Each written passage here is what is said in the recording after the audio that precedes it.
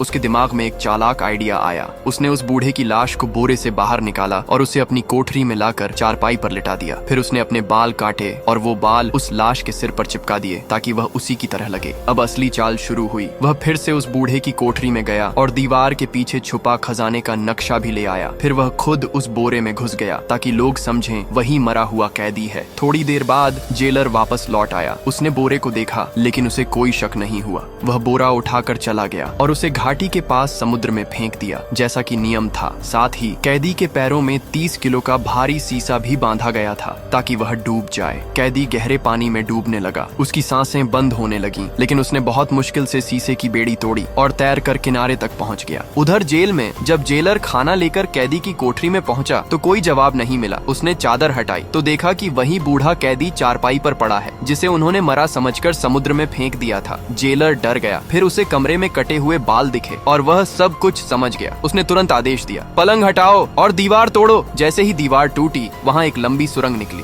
सब हैरान रह गए, लेकिन अब बहुत देर हो चुकी थी। एडमंड नाम का वह कैदी अब आजाद था और उसके पास खजाने का नक्शा भी था।